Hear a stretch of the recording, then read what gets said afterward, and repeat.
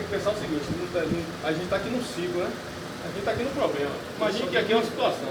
Às vezes você tem que dar um passo e sair do ciclo, você vê de uma forma geral. Porque aqui eu estou aqui dentro e eu estou só enxergando o que está aqui, ó, na redoma, né?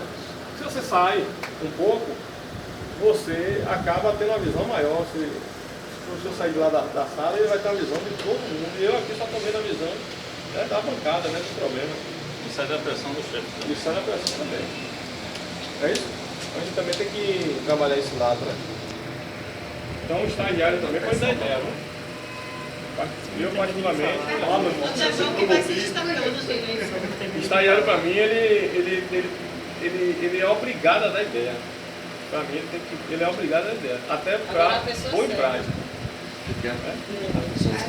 Ideia cheque, né? Ideia certa. Fala merda, toma uma pancada. Ok? Beleza?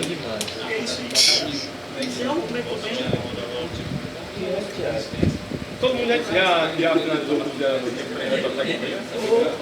Já. Graças a Deus. Salão do estágio.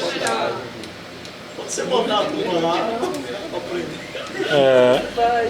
Contratar todo mundo aqui. Também acho. Aí é ter que desempregar um bocado de eletricista lá.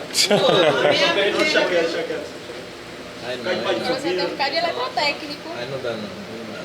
Beleza? Então vamos lá. Vamos partir com a parametrização, né? Como é que a gente faz a parametrização?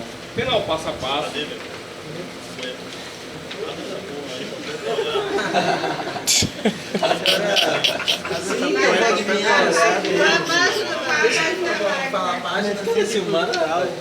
Bruto. Quando você energiza o inversor,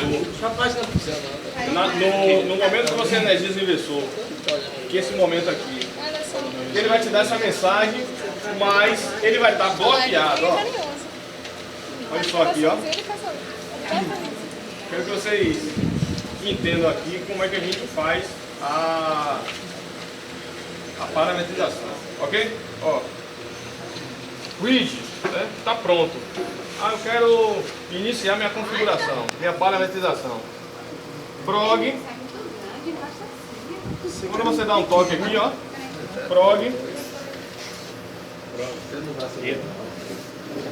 Ele vai te dar o primeiro parâmetro. Esse parâmetro aqui, peso é 2, quem me diz aí o que é? Valor proporcional à frequência.